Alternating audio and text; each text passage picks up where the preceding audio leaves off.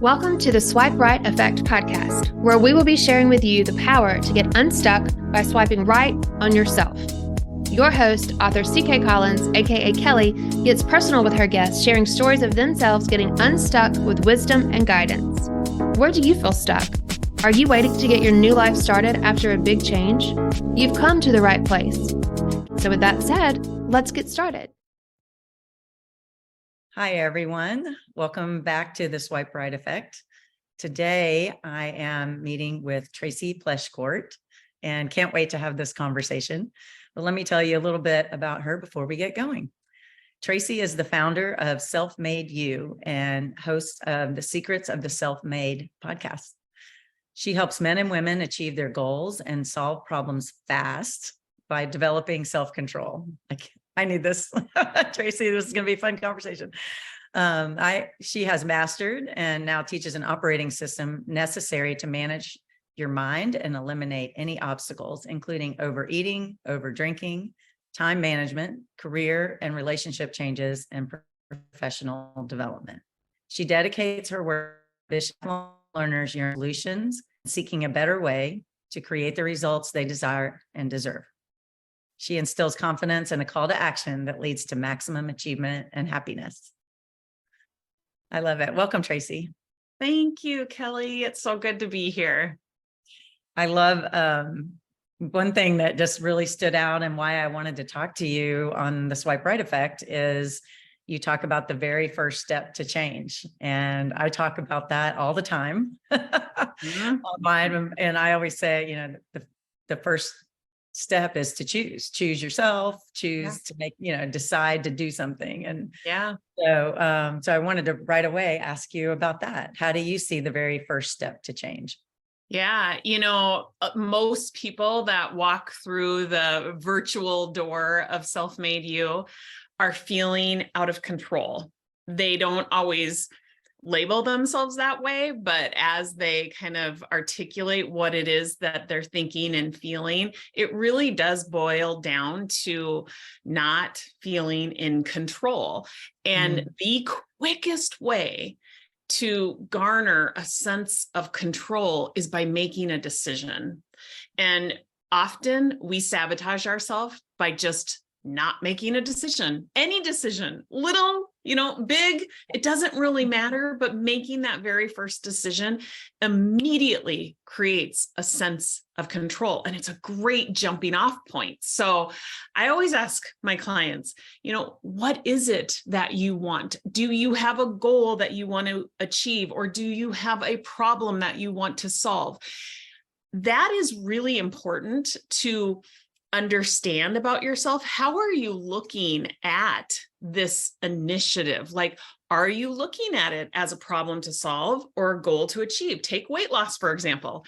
It could fall under either one of those categories, but how are you thinking about it? So that, again, is another great jumping off point, is to ask them, what is it that you're looking to accomplish? Is it solving a problem or achieving a goal?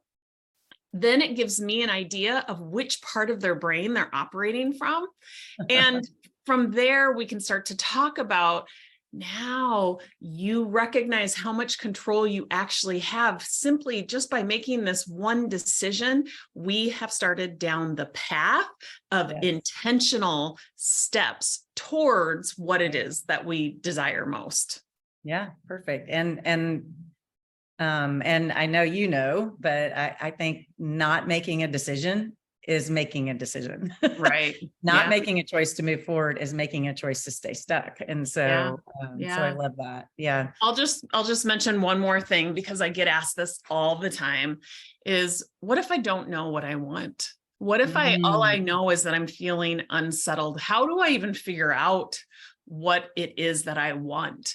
And for those people, I want to eliminate any sort of unnecessary suffering. They're already confused. So why let them compound any sort of self-loathing on top of that? So immediately we go to work at looking at what it is that you don't want.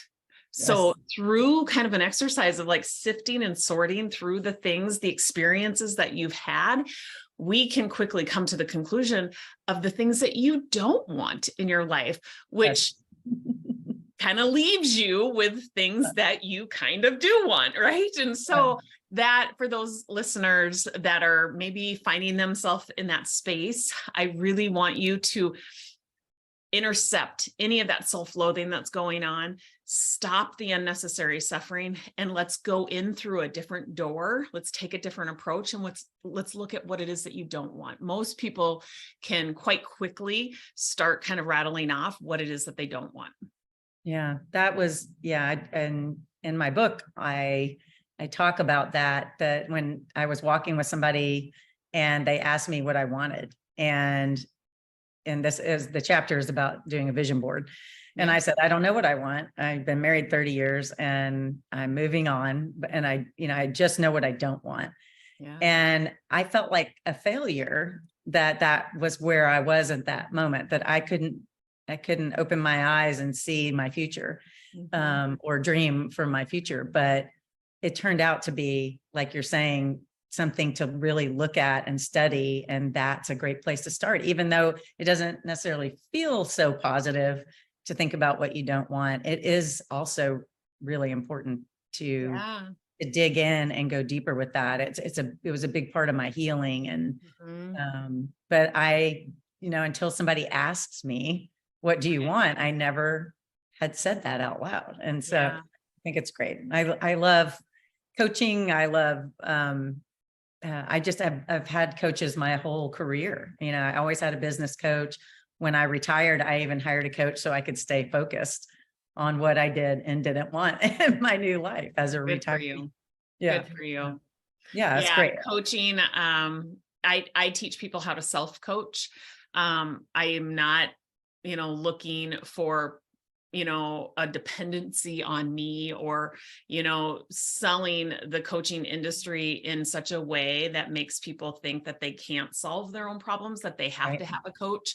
I teach them how to self-coach, but with that, I think there's always areas for refinement, for assessment. And sometimes it really is helpful to have a second set of eyes on that. And, a different, somebody else's brain kind of thinking alongside of yours. So that coaches are incredibly valuable. Having somebody's objective opinion when we're swimming in drama.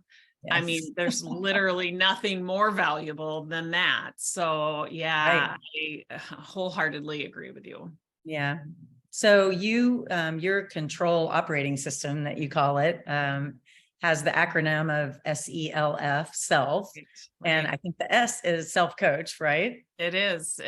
Yeah. So Self-Made You is our school. It's an online school that really teaches people how to think differently. I mean, it's funny. My daughter just came on board and she graduated from college last Saturday, and she's now my business partner. And we were talking about this weekend about, we have a huge fan club, people who have been through the programs and who have stayed with us for many, many years.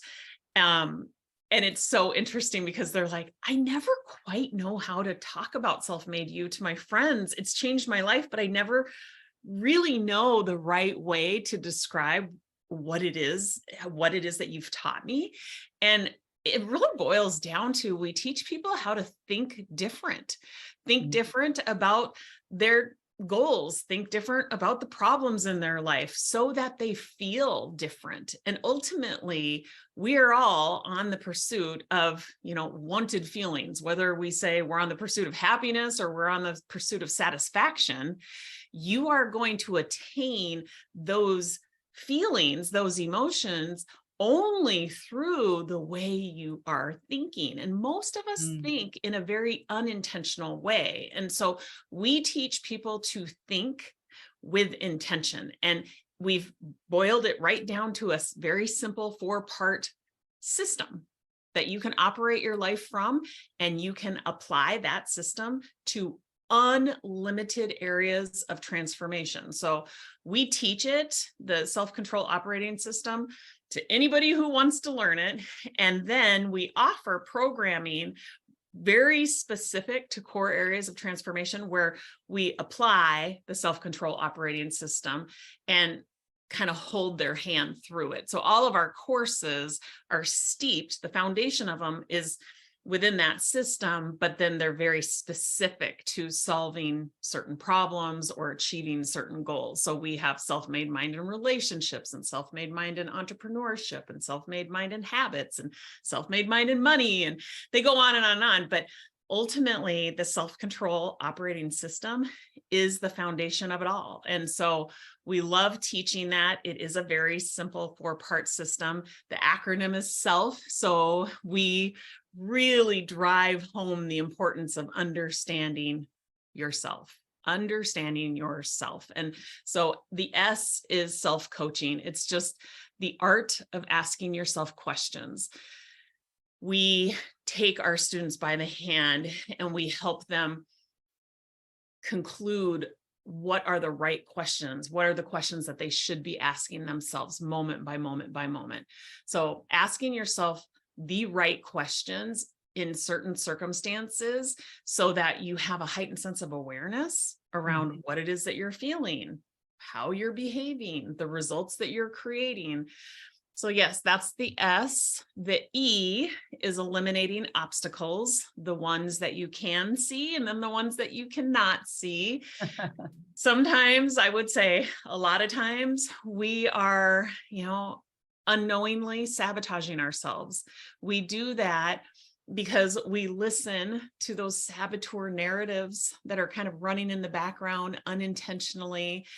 They're often triggered by circumstances. Sometimes they are, overusing and abusing our biggest strengths, our inherent qualities. I happen to be kind of a goal-oriented person, but that overachiever or hyperachiever starts to sabotage me. I start to hear those narratives that if you don't achieve this, you're unworthy or you have to do it perfectly. That sabotages me. So I have to have that heightened sense of awareness and eliminate those obstacles, those narratives that I cannot hear. So we have an assessment that we offer that really brings forward those most common saboteur narratives that you're operating from day to day.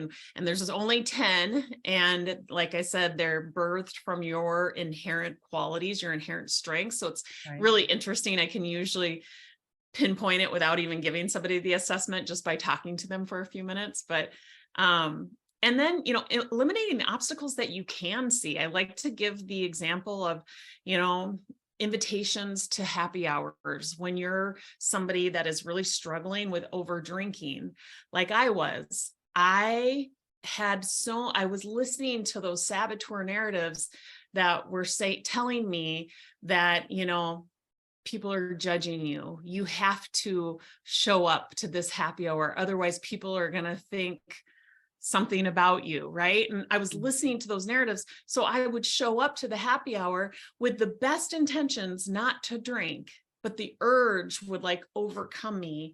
And eventually I would throw in the towel and I would leave there yet again, beating myself up with a whole lot of self-loathing.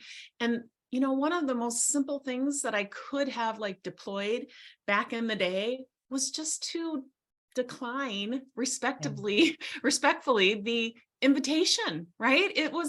It's an obstacle. And at that point in time, my prodigy brain, my prefrontal cortex wasn't strong enough to assist me when I was at that happy hour. I didn't know how to manage urges. Now I do. And so I don't really need to eliminate those kind of obstacles. I don't even look at it as an obstacle anymore. But back in the day, that would have been the simple thing to do. But instead, I sabotaged myself. So self-coaching, eliminating the obstacles you can and cannot see. The L is leveraging your prodigy brain strengths. So you have, a 3-pound organ that exists between your ears. I like to just kind of visualize it being cut in half. And so you have the left side, which I like to call your primitive brain. Very reactive, offers a lot of fear-based thoughts because it's trying to keep you safe. It's very hypervigilant. The other part, the right side, is your prefrontal cortex. I like to call that your prodigy brain. That's the part of your brain that you can be very intentional. You can ask questions. You can tap into the strengths like empathy, discovery, innovation. You can you can activate quite quickly with a belief that you're always going to learn from everything that you do. And so you're not going to be second guessing yourself. You're going to take clear, concise, focused action. But you can only tap into those strengths if you are operating from your prodigy brain. And often the analytical, the overthinking, or the saboteur narratives will keep you from being able to access those strengths. So we teach you how to leverage those strengths, how to, walk through the door of the prodigy brain, start operating with intention. And is that like a subconscious, like focusing on your subconscious and the narrative you're having there? Yeah. So we offer a lot of techniques because we know that, every person, there's different mindfulness techniques that they resonate more with. So of course, the common ones are, box breathing or tapping or meditation.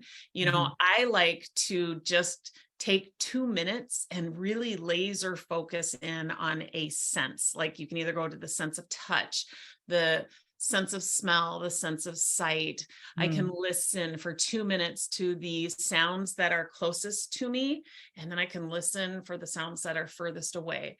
That I'm doing all of that with 100% intention, which now has me operating from my prodigy brain. It has shifted the focus from focusing and listening to those, saboteur narratives to focusing with intention to one of these senses for 2 minutes. It works every time. So do you feel like everybody has something different, or do you feel like, or what's your experience on, does that work for everybody, or does everybody tend to need something different? Well, I like to teach these because a lot of my clients happen to be busy people. They're either busy professionals, they're busy homemakers, they don't think of themselves as having the luxury of time. And so asking somebody to carve out, time and space for meditation is sometimes a little unreasonable. Whereas these techniques, you can do them in the moment, anywhere, at any time.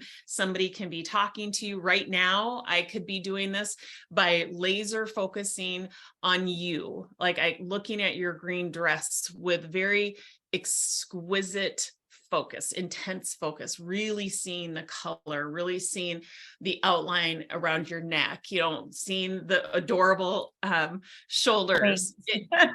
And so it's shifting your focus into something that, into a sensation with exquisite detail. I like to do that. Nobody even knows you're doing it, but you are then very intentionally operating from your prodigy brain, which again allows you access to these strengths, these 5 strengths that will change your world, your life, anything, any result that you're looking to get. You got to be intentional. You've got to, break free from those saboteur narratives that are telling you otherwise. Right. And so, and then finally, the F is forging intentional results. And what I mean by that is no matter what it is that you're looking to change, there's always going to be a best practice. So for example, we have our self-made mind and body program. We've had hundreds and hundreds and hundreds of people come through this program to lose weight. We take a metabolic approach to it. I love science, so I love neuroscience. I also love metabolic science.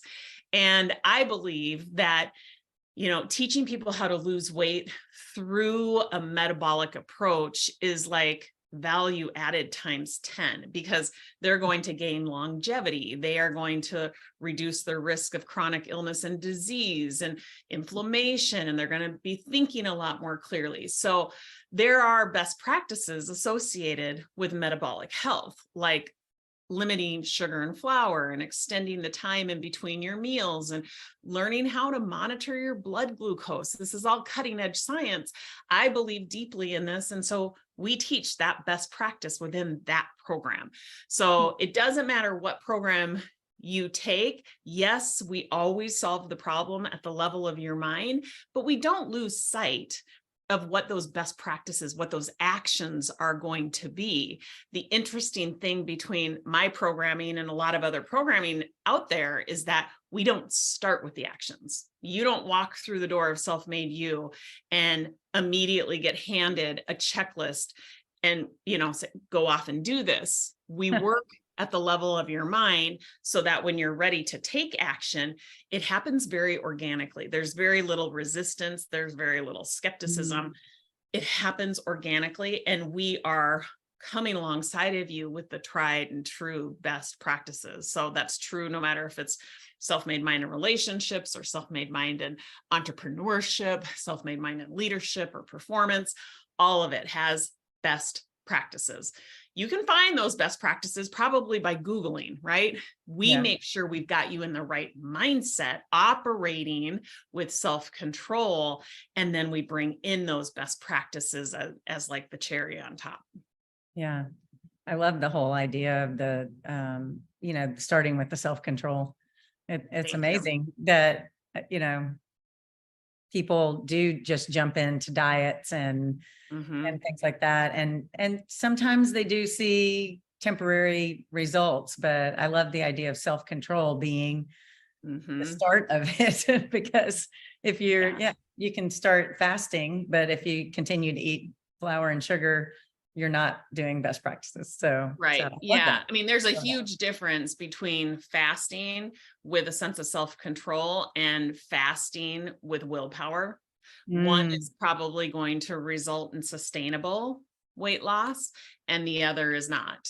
And I mean, I think we've all been there. We've all lost and gained weight, and we've all thought, we can white knuckle our way through anything. Oh, it's just a 6-week challenge. I can do anything for 6 weeks, right? Well, that thought does not create self-control. That thought creates grit, right? Like, I'm just going to will my way through it. It's not going to create sustainable results. It'll create probably short-term results. And for some people, that's fine. I'm more about teaching like the more holistic approach, because I really want people to understand themselves. Like 100%. We are going to teach them to understand themselves, not how to check a box. Yeah. Not do my program in my way, but understand yourself and then develop practices. I love that. And I also wonder sometimes if the whole focus on energy that we're hearing more about now. And I'm sitting here thinking like, because if you're trying to lose weight through willpower, how much energy are you sucking from other parts of your life that are still important? But now all of your energy is focused on this because it's about willpower. Right. And so I like that terminology, and it helps me understand it, in a different way. So thank you for that. Yeah. I don't know if you're familiar with Maslow's hierarchy of needs. Does that sound familiar? But let's talk about that, because let's talk about it, because people are not. In fact, there's been a couple of things I was like, we should probably dive into metabolic just so people understand. But I think Maslow's is probably a better place to start. Yeah. Well, so Maslow's hierarchy of needs is basically how people are motivated, right? And so it's difficult to be motivated if your needs aren't being met. And so you can kind of look at this hierarchy of needs. The biggest need that we all have is those basic needs of health and warmth and, shelter, then your safety needs, right? We all have those needs. Once those needs are met, then you can start to kind of move up that you start to find that motivation to go after some bigger goals. So I look at Maslow's hierarchy of needs, those first two, most people would say it's a problem. If my needs aren't being met on either of those first two levels, it's a problem. Then as you move up that hierarchy, you get into more of like the esteem needs, where we're talking about like recognition, self-love, and recognition and contribution, things like that. Now, those are usually more like goals that people are wanting to achieve. But if your needs aren't being met below, you're probably not going to be able to achieve your goals in a sustainable way. And then that very, very top of the triangle is what they call self-actualization. And that's where people really like are seeking to fulfill their life's purpose. They have to understand what that is first and foremost. A lot of people will say that, my purpose is to impact other people's lives. And so I took that hierarchy of needs because I believe so much in it, and I layered our programs, and I wanted to make sure that we spoke to every single one of those needs along the rungs of the ladder. And it became very clear, the safety needs are, the health, so self-made mind and body. It's difficult if you don't have your health, mental, physical, emotional, metabolic health. Who cares if you're trying to go after, a money goal?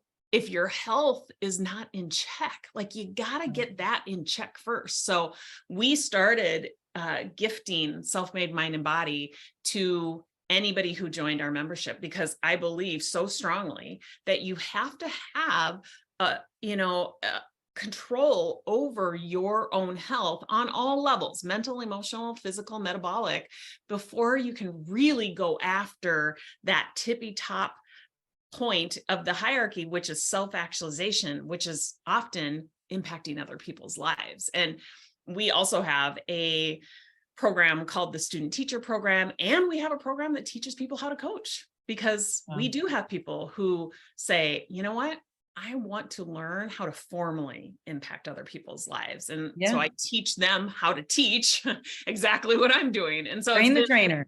Yep. So it's really, really fun. And it just is so meaningful to me to be able to go back to Abraham Maslow and look at, his research and his studies.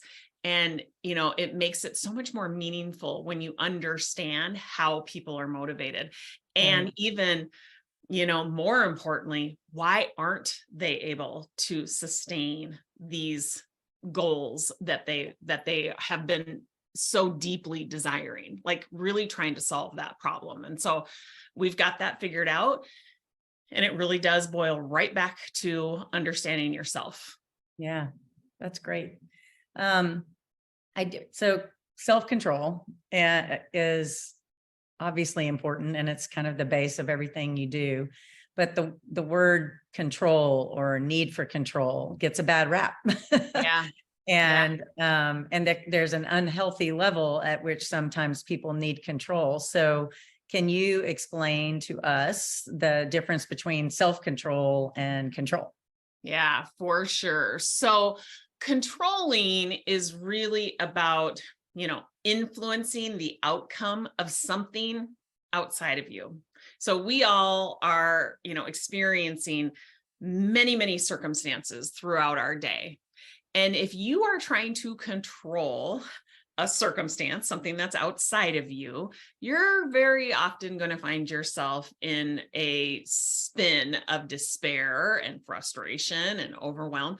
Because the fact of the matter is we can't control circumstances. We can't control anything outside of us.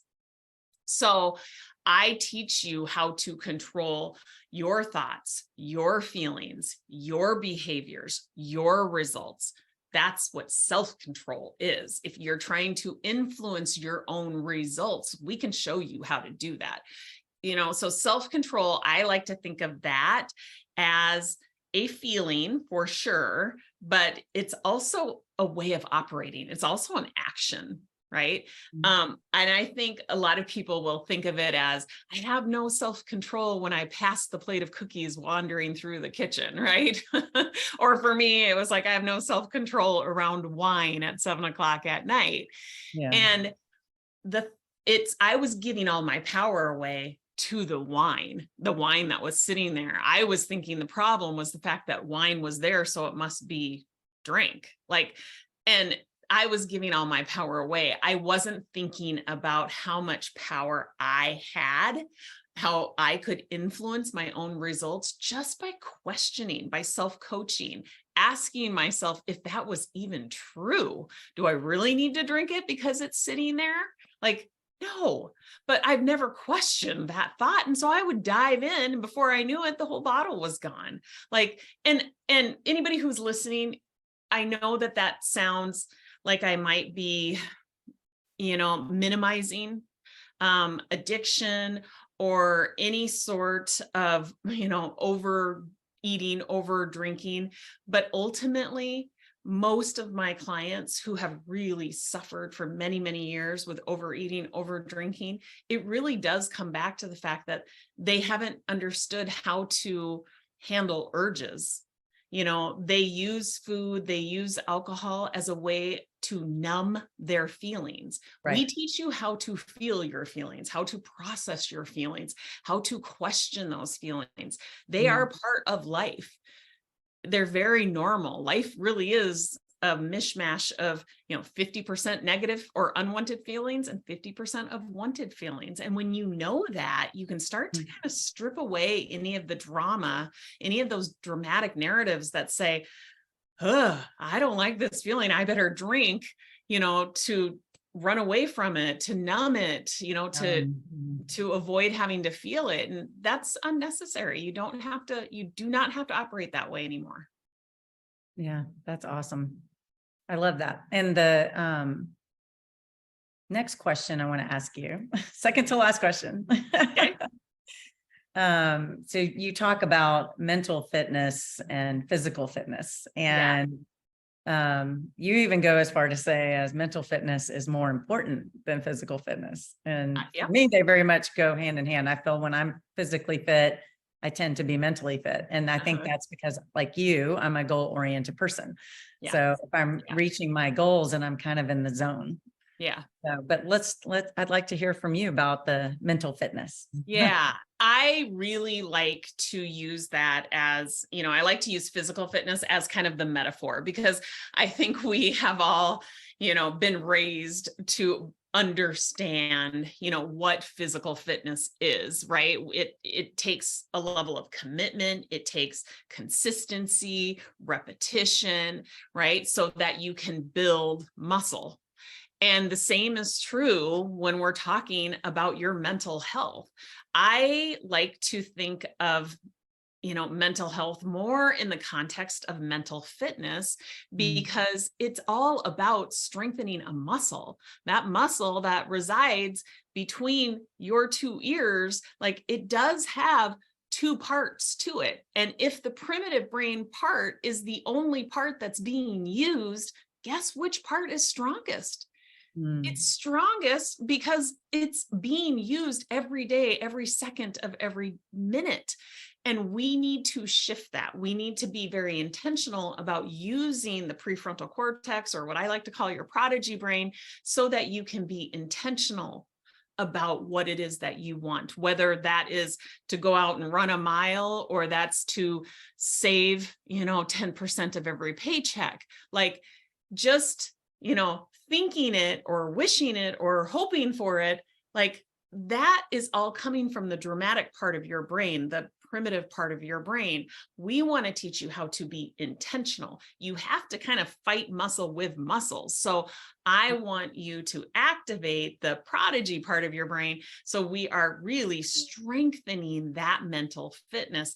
And literally you start to down regulate. Right now, your default is operating from your primitive brain. That's by design. When we were in a primitive state, you needed to run or outrun the tiger that was chasing you so that you didn't die, right? Well, we're not in that kind of a state any longer. We're not in any danger. So we need to not be operating by default from our primitive brain. We want to strengthen that prodigy brain so we can actually downregulate and operate from that part of our brain more often. And it really does take a level of consistency, commitment to doing that, commitment to understanding yourself and understanding why that's even important. And so we turn to mental fitness to do that. Yeah. I think in my book, the swipe right effect, I talk about practice. I talk about practice a lot. Yeah. And I talk about how forgiveness is a practice, and even forgiving yourself. Self-love is a practice. It's not something you don't just look in the mirror one day and say, I love you to yourself, and then it's all better for the rest of your life. It's something you have to practice. And I mean, that's what you're talking about is you got to practice that left side, which is your walk and talk and math side, you know, with your emotions, your spatial, your 3D, your imagination, your discovery, curiosity, all of that. And that is when you get to that state where you're using them equally, if not more focused on the curiosity for a great life. I think, I love your program. I think it's amazing. And I love how the verbiage, I haven't heard anybody talk about it the way you do. And I think it's great. The primitive brain and the prodigy brain. I'm not going to forget that. Yeah. You know what, Kelly, and let me give you one more thing in regards to practice, because I am so aligned with you. But when we're talking about that mental fitness and physical fitness, and we're kind of using the physical fitness as an analogy, think about when you are like really trying to strengthen your tricep, and you'll hear the personal trainer say, I want you to lift to failure, lift until you can't quite lift it up anymore, right? Right. It's the same thing. I want you to be operating from your prodigy brain to failure. Like, I want you to learn from the fails so that you can go back and assess and go, what worked? What didn't work? What am I going to do different? And you're going to embrace every experience that exact same way, because you're always going to learn from it. So yeah, it's not a surefire, like all your dreams are going to magically come true. You're never going to have another challenge. You're never going to feel overwhelmed again. That's not it. It's, I want you to recognize that failure is inevitable, but it's also a gift. And so you're going to embrace the overwhelm, the frustration, and you're going to understand, you're going to learn so much more about yourself, when in retrospect, you're going to ask yourself, like, what was I thinking that made me feel that way? Right. There's no more, I am a broken person because I'm feeling that way. Like, that stops today, because we are going to like engage in mental fitness, and we're going to embrace failure. Yeah. Failure is where you do your deepest learning. Amen. And I mean, the failure of my marriage, I learned so much more about myself than I ever would have. I bet. I became so much stronger and wiser, but stronger. And that, you know, but I think I'm just going to totally challenge myself on the self-control thing, because I think I hadn't really looked at it that way. I think I have had, you know, thinking, is this something I really need to try to control, or why am I trying to control this? And, but I like the idea of the only thing I really can control is myself. That's awesome. Kelly, I have on my website, I have a, 3-part series, and it's called Mind Over Matter. And it will take you through, I have a quiz that's called What's the Matter? So it's really, you know, understanding, do you have a problem to solve or a goal to achieve? I think we've explained that enough here that your listeners don't have to do that, but it is free if they want to. But the Mind Over Matter series really goes into the self-control operating system. And so that might be worth taking a look at. It's Yeah. $27, but I will make sure that you guys have a 50% off coupon code. And it's Awesome. really helpful to better understand that way of operating and understanding yourself. So I'll throw that out there to you. Yeah. You can Awesome. put the coupon code in your show notes. Boom. Take that, listeners. I'll do it. Awesome. Awesome. Yeah, I love it. That was the whole reason I wanted to do this podcast, because my whole book, every chapter is something I learned from someone. That's the entire principle. And so I want to keep learning. I think it's the most important thing I can do for myself. And I just wanted to bring my readers of the book and my listeners of the podcast along with me as I continue to learn. So it's amazing. Thank you. It's beautiful. Thank you for doing this with me today. My pleasure. And my last question, I'm asking everybody, because I think this is something that just writing my book taught me to ask, and I have learned from everyone's answer. And the last question is, what feeds your soul? Ooh. I'm going between learning and laughing, because they're both absolutely like soul life-giving for me. I guess I probably have to say learning is probably going to beat out laughing, because I find myself every single morning, with intention, I get out of bed and I either listen to a podcast, I read whatever book that I'm in the middle of. I dive into scripture, something that really just opens up my mind. So I guess I'd have to say, yeah, learning, doing it with intention, just embracing being a lifelong learner.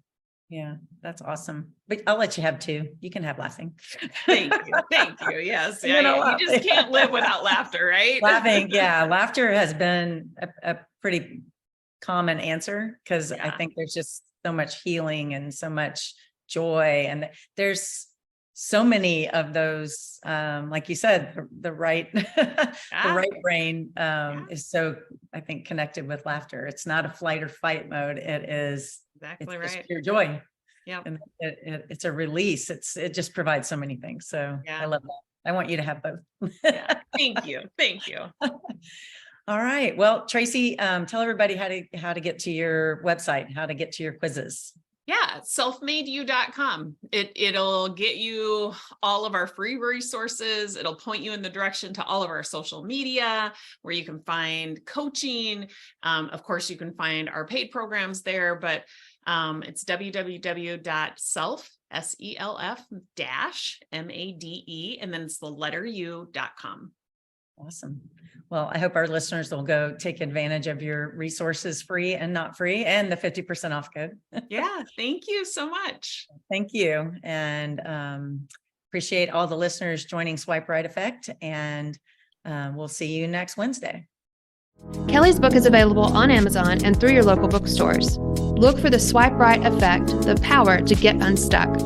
Kelly's interviews with 10 friends from around the world unlock powerful truths to getting your new life started.